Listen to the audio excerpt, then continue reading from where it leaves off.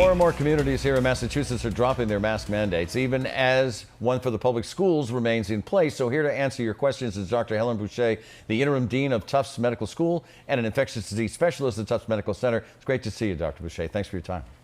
Great to see you, Ed. Yes, hello, Dr. Boucher. So as you know, everyone is so eager to move on safely from this pandemic. A lot of people moving on means no more masks. Is that something that you're ready to do? You think we're ready? Well, I think it's time to start talking about it. I'm not quite ready.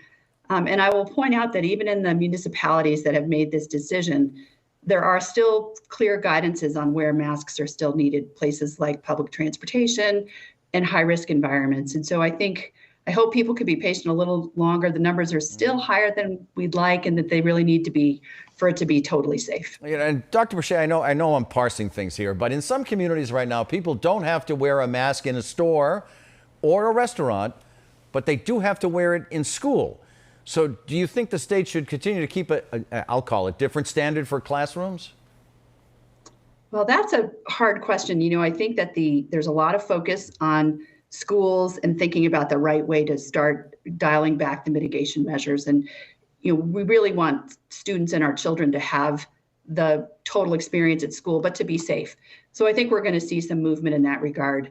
The decisions are made by different groups, as you pointed out, right? So the Commissioner of Education and the public school superintendents are operating in the public schools, and then the municipalities for kind of the rest of us. And there will be some disconnect. I think it's important for people to think about their risk and make decisions that they feel are in their best safety. And that means avoid close, crowded spaces, indoors with poor ventilation especially.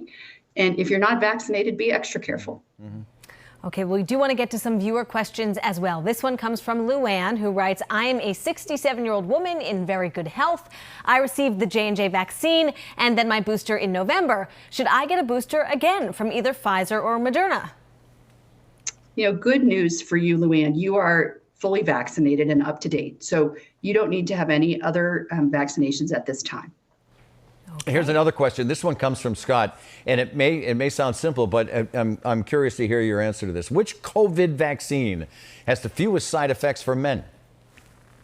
Yeah, this is a really good question, and there has been a lot of evolving data. There was data earlier on about myocarditis, or this heart inflammation in young men with the mRNA vaccines, and blood clots in young women with the J&J vaccines. But the truth is that we now know that there's more myocarditis in people with COVID than the vaccines by many orders of magnitude, and that the blood clots, as rare as they are with the J&J vaccine, happen in both genders. So I would say that either vaccine is equally safe and very, very safe in protecting you from serious illness and death. Dr. Boucher, thank you so much for your time. It's great to see you.